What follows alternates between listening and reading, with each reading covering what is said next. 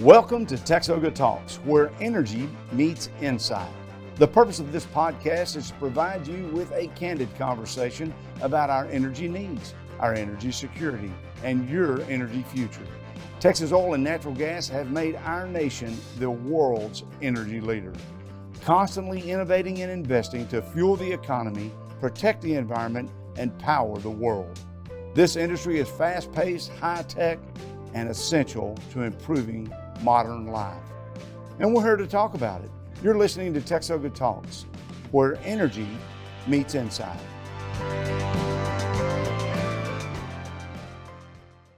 Well, welcome back to another episode of TXOGA Talks. I'm Todd Stables, and I'm glad to be joined by Shana Joyce, Vice President of Government and Regulatory Affairs for TXOGA. Good morning, Todd. Nice to be here. It's good to be here. We've got a great show for you today.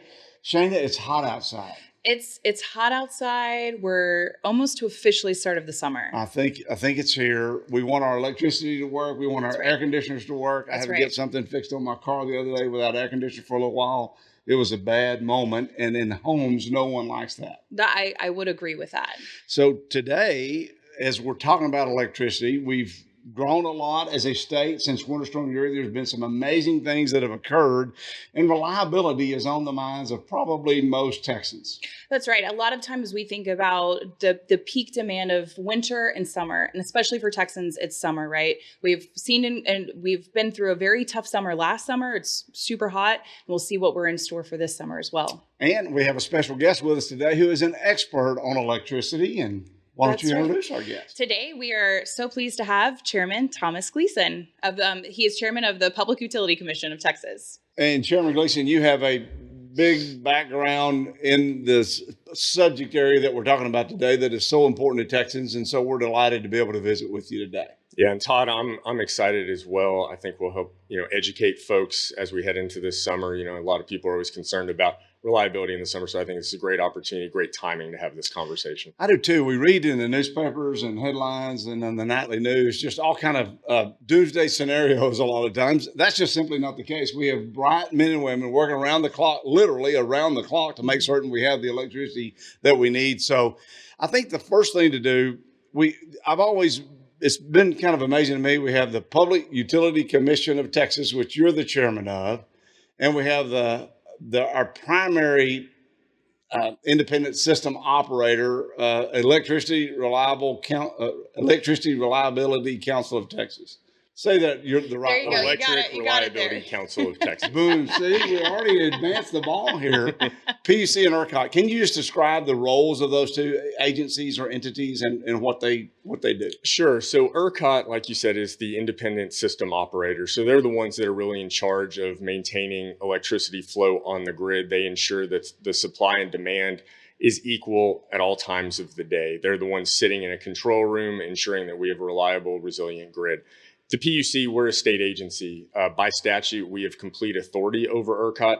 Now, that doesn't mean that we're in there making sure that they're in the control room, measuring everything correctly and doing all that work. That's what they do. They're the experts on that. What we do is we try to create rules that promote efficient markets and ensure that companies can earn reliable returns, that we have a reliable infrastructure on the transmission distribution system, and we have a competitive retail market, which since 2000 has been competitive in the ERCOT region. Which is different than other regions of the country, right? I mean, we have ERCOT and SPP a little bit in Texas and MISO and maybe another one. But Entergy's in the MISO area. Other regions of the country, how many different independent system operators are there? 8 or 9, something along those lines? A little short of 10 okay. in the entire country. And like you said, Texas is big enough that most people think about ERCOT as serving all of Texas, but we actually have 3 areas of the state: in the west, the very north of the state, and then in the east, that are served by regulated utilities that are not a part of ERCOT. Well, we're bigger and better in Texas, as we always say. That's right. Can you talk a little bit about the generation makeup in ERCOT? We have natural gas, we have solar and wind. How do we balance all of those resources? So we're lucky in Texas that we have access to all these different types of resources. They each have their benefits and their drawbacks. The way we think about it is we're not transitioning away from one resource. A lot of times people will talk about a transition away from fossil fuels into renewable resources. I like to think about it much more as an expansion, that we need all of these with the growth that we're seeing in the ERCOT region, which is unique compared to almost anywhere else in the country. We don't have the luxury of saying we're going to choose one over the other. We need all of the resources available to us, and we're blessed that we have an abundance of natural resources, natural gas. The sun shines here a lot of the time. We have an abundance of wind. We're the national leader in wind production. So what our goal really is to make sure that we are getting all of the positive attributes from those resources while trying to mitigate any kind of drawbacks that those resources may have. So what's the kind of the mix that we have? Let me put it a different way. Of the resources that we have on a hierarchy, which ones operate what percentage of the time, and from the largest resource down to the smallest? Roughly? Sure. So our baseload resources, which you think of as nuclear, coal, and then a portion of natural gas, are running all the time. And that makes up the majority of the resources that we have on the grid. We also have a lot of wind and solar, and we're seeing a large amount of energy storage resources come on. And these are all great.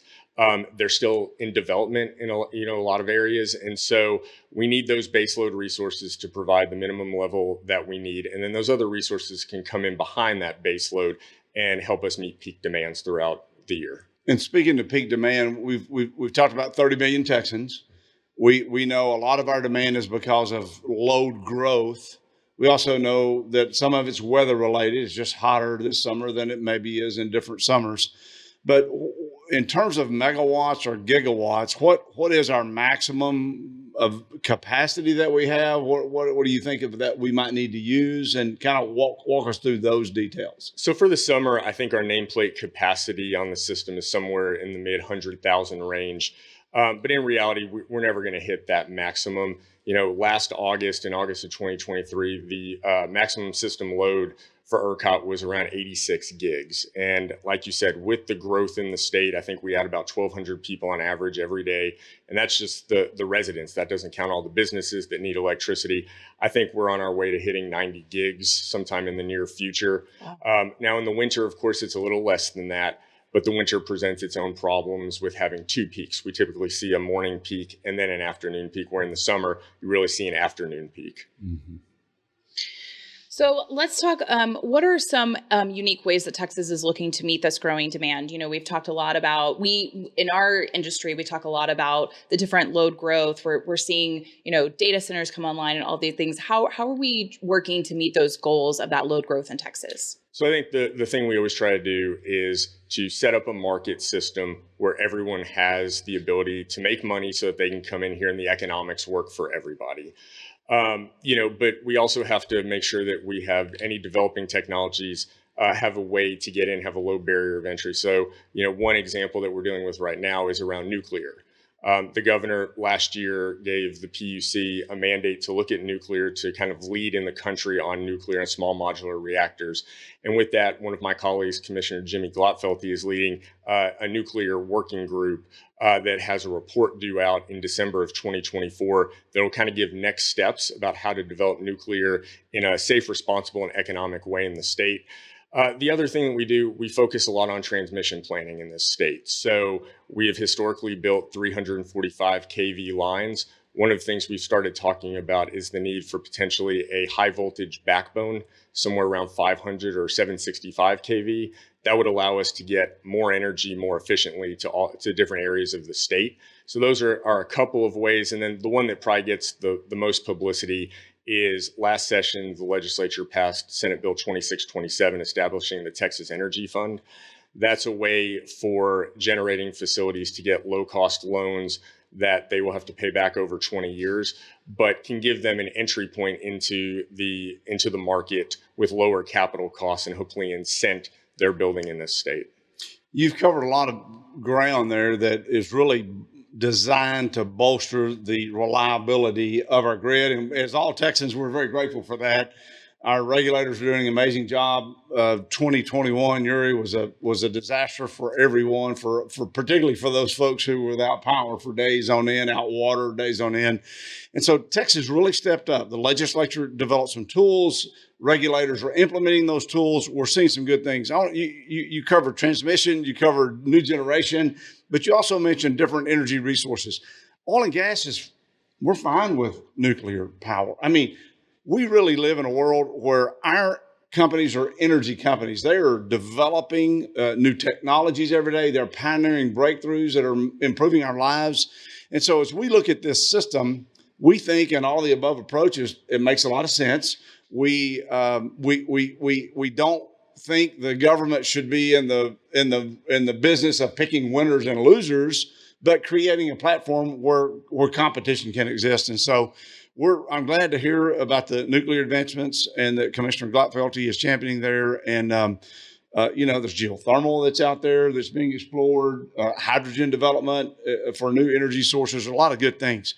Let's talk about transmission real quickly. And then I do really want to get into the new generation, because that's where I think the media pays a lot of attention. Is there going to be enough megawatts to meet the day's demand in this peak load scenario? And peak load is really what you're managing for, right? I mean, most of the time when there's not stress on the system, there's not a problem. It's the peak load that you're really trying to solve for here. That's correct. I mean, and typically we'll see our peak load somewhere in the 4 to 6 o'clock hour in the state. And interestingly enough, with the rise in intermittent resources, so solar and wind in particular, we've actually seen that tightest hour move later in the day. So if you look at a lot of the ERCOT reports from recent history, you'll see that the hour that we're most concerned about in any given day is really that hour from 8 to 9 o'clock at night, where you have solar resources that are ramping down, right? The sun's going down, but it's still extremely hot and humid in a lot of areas of Texas. So think the major metro areas of Houston, San Antonio, Dallas, Fort Worth, Austin. And so, people are coming home from work and they're still using a lot of electricity to cool their homes, but we don't have those solar resources. And so really what we try to do a lot of time is figure out how to find a solution to that hour or two later in the day to ensure that we have reliable power. And we want to talk about some of those tools. And Shana, let's come back to transmission a little bit, because you mentioned the Texas Energy Fund. Voters in Texas actually voted on setting aside $5 billion for this program. And I'm really glad to see the level of responsiveness to this program. How many megawatts are on the notice of intent? And how many different projects might that be, or companies, Chairman Gleeson? Sure. So out of our notice of intent to apply period, we have 125 projects that are moving forward into the full application process. Those 125 projects represent about 56 gigs of new generation and about $38 billion of new capital investment in the state. So for $5 billion of money that taxpayers have paid in to have a more reliable system, you're seeing $39 billion. That's a pretty good return on investment in my mind. But do we need 56,000 megawatts of power right now? What's the reality of all of that being built as we look at this particular tranche that you're going through? Yeah. So the way that we'll structure this is we'll cap this at about 10,000 megawatts going forward. And as far as money, we will have about $7.2 billion to spend on this new generation. So we'll go through a process at the commission where ultimately the commissioners will decide which projects get funded going forward based on a litany of different criteria, value hierarchy of where we think we need this generation, where it can best serve the citizens of Texas. And I'm glad you brought that up, because I know that when you were going through the rulemaking process, you specifically said you were really interested in geographic diversity of generation, because a lot of times in Texas, we only have load pockets and or generation pockets, I should say, in certain areas. So is that a factor that y'all will consider in this process? It's a major factor. You brought up transmission earlier. One of the ways we can mitigate the need for so much transmission to be built is to have generation located closer to where most of the load is located. So for me personally, I can't speak for my colleagues, but geographic diversity around the state will be very important, because I think you can get the dual benefit of the new generation and perhaps less need for additional transmission, which of course will help customers keep bills lower, which we definitely care about. And what's your timeline on completing your kind of selection process? So the application process will run for about 8 weeks. It'll end somewhere near the end of July.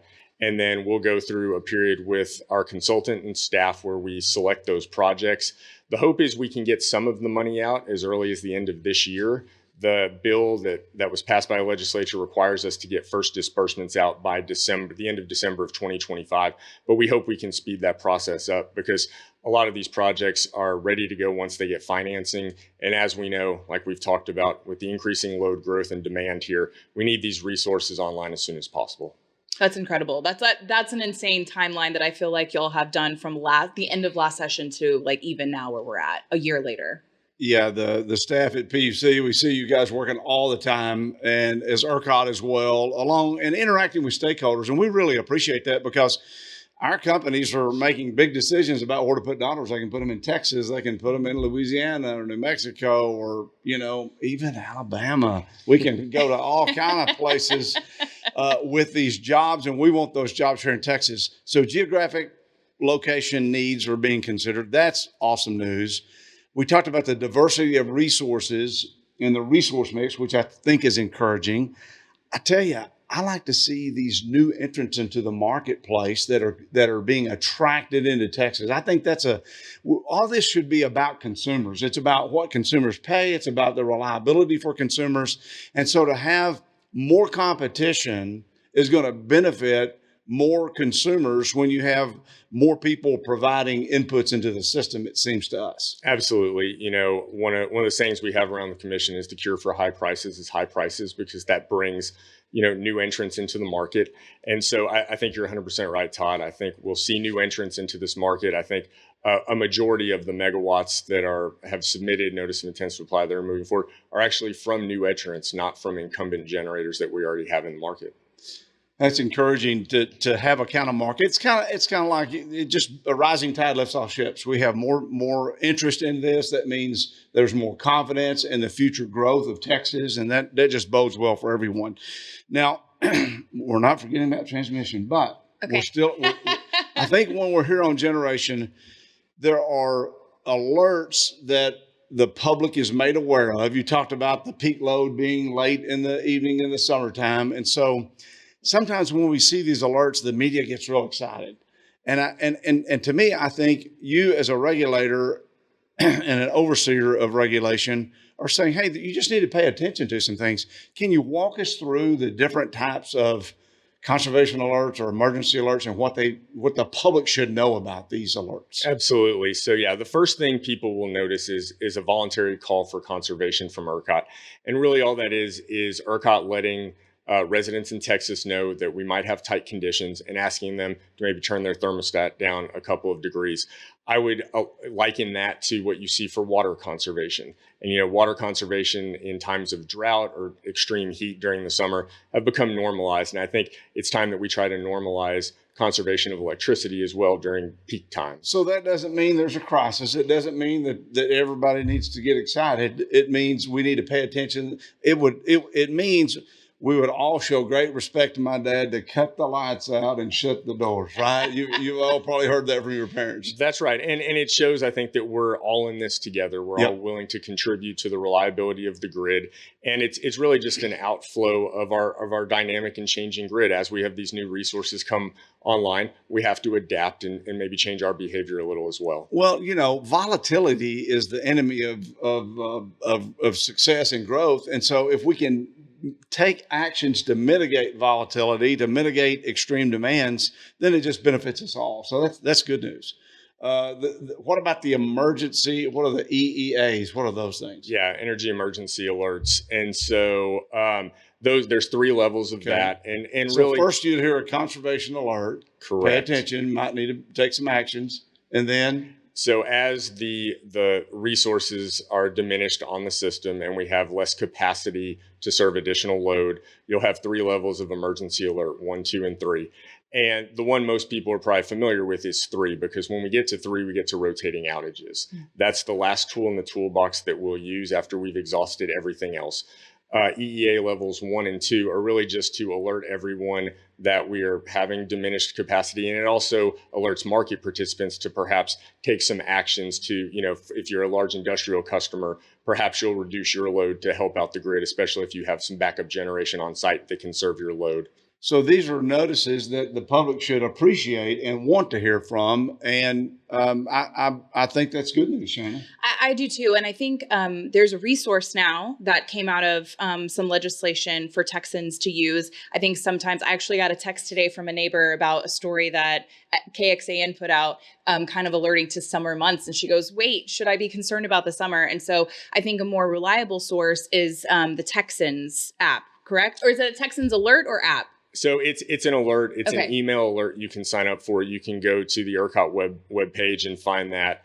And what you do, you put in your email address, and then whenever conditions change or we're in moments of scarcity, you'll actually receive an email update about what's going on the grid. It's a great way for Texans to keep informed about real-time happenings on the grid. And we'll make sure we link to that in our show notes as well. But I think that's a really great resource for folks. And I know a lot of us Texans now too have the ERCOT app on our phones as well, and you can check conditions there. More information is better for everyone, and that's what the goal of our podcast is. We're so grateful to have today Thomas Gleeson, the chairman of the Public Utility Commission of Texas, and we want to go through with a couple of more aspects that we've been talking about. I want to go back to transmission. Last session, the legislature passed House Bill 5066. The Permian Basin has been underserved for about 10 years and catching up to the growth. The Permian Basin is the most prolific energy source in the world today. It's talked about more than any place else anyway, and it certainly is in the United States. It has positioned Texas to be the number one producer of oil and natural gas in the nation. And the electricity needs are just not being kept up with. So we're glad to see, I believe Commissioner Kobos has been lead on the commission. All of our commissioners have paid close attention to that. Can you kind of give us a quick snapshot of where that process is? Because energy security of the world is dependent on the Permian Basin. That is not hyperbole. That is the truth of the matter. And we've got people lined up around the world, literally at the doorstep of Texas, wanting us to meet their energy needs. So I set that up, how important it is. Absolutely. And I think you're right to start with giving Commissioner Kobos a lot of credit. She's been leading on transmission in this state her entire time at the PUC, even before that when she worked at the Office of Public Utility Counsel. So, you're 100% right. The transmission needs of the state, we're behind. And I think a lot of that is because historically our transmission planning has looked at adding resources that take a while to build and get online. And, over the past decade, we've seen resources that can come online a lot quicker and need to be interconnected. And so we need that transmission to follow. And so House Bill 5066, which you referenced, was a big step forward in that for the Permian in particular, where we can plan for transmission a lot quicker and get it up hopefully sooner than we otherwise would. I think for a long time, ERCOT has looked at transmission planning as a very long-term process, and I think that was right for a really long time. I think with the changing environment that we're seeing on the grid, we have to pivot and be able to respond a lot quicker to the growing needs of the state. I just want to say too, I think ERCOT's done a tremendous job on moving very quickly on this project. And I think our folks that we represent are very grateful for that. And we look forward to having a plan by, I think September is the deadline. So fingers crossed. Yeah. PC has been fantastic. ERCOT has really put a lot of effort, and we're so grateful. And our utility providers, the ones that actually build the transmission lines, they have been at the table working nonstop, recognizing just how serious this is. And what we'd like to see is ERCOT to get this to the PUC. We'd like to see this in its entirety. We think it's so important for this basin to have the tools it needs to go forward and to meet the legislative priority of expediting this and to get this entire basin for the foreseeable future really dealt with. It is paramount to energy security. Absolutely. In a lot of ways, what goes on in the Permian is the lifeblood of the Texas economy. And so we need to be prepared to meet the electricity needs of that area, especially as those facilities electrify more and more, and more folks are moving there and more businesses are locating there. We have talked a lot on this show, Shana, about the role of natural gas and the diverse uses for natural gas. Our electric generators are the ones that put electricity on the grid. Natural gas producers do not. They produce natural gas and it's used for a variety of sources. However, there is an abundance of natural gas in Texas. And you stated that natural gas is the primary fuel source today and in the foreseeable future, I think we'd all readily admit, for the ERCOT grid and for most grids around the country. We have about 863 billion cubic feet a day of natural gas in Texas. That's enough natural gas to run the electricity grid, the natural gas portion of it for quite some time. What is the thought of the PUC on the role of natural gas, the gas electric coordination, and just kind of visit with us about that for a moment? Yeah, I think natural gas is the backbone, is the foundation of our generation fleet. It's extremely important. And that's, like I said previously, that's why I think of it in terms of an expansion rather than a transition away from any specific resource. During Winter Storm Uri, I think it was made abundantly clear to everyone the interoperability and the codependence that the natural gas system and the electric system have with one another. And so I think that was really, in my experience at the PUC, the first time that I really realized that I needed to have better communication with the natural gas industry, with the Railroad Commission, who oversees a lot of the natural gas industry. And so, with the formation of the Texas Energy Reliability Council that is chaired by TDM Chief Nim Kidd, we really got that going. And I'm happy to say that the two agencies talk all the time. I think the industries talk all the time because they know that they are dependent on each other to be successful and in the end to make sure the Texans have all the energy they need. One of the things that comes up to me as I visit with people, could what happened during Uri happen again? Well, we might have the same weather conditions. We hope not anytime soon, right?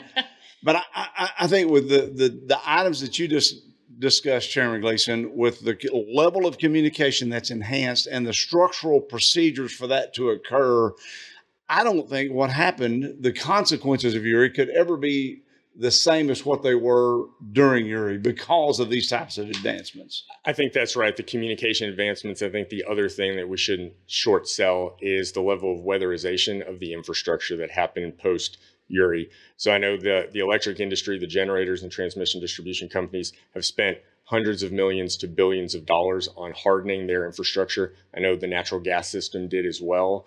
And so I think that alone would ensure that we're not going to have the level of failure that we had during Uri.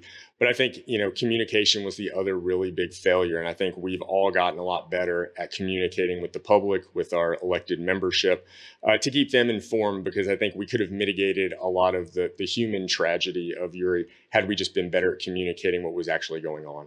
And that's what we're trying to do today through our podcast and TXOGA Talks, is communicate these things to the public. If you're listening today and you have more questions about the electricity grid, we're going to give you Chairman Gleeson's cell phone number before we leave today. So we'll solve all these problems right here and now. Just put it right up there blinking in red. I'm happy to take all those calls.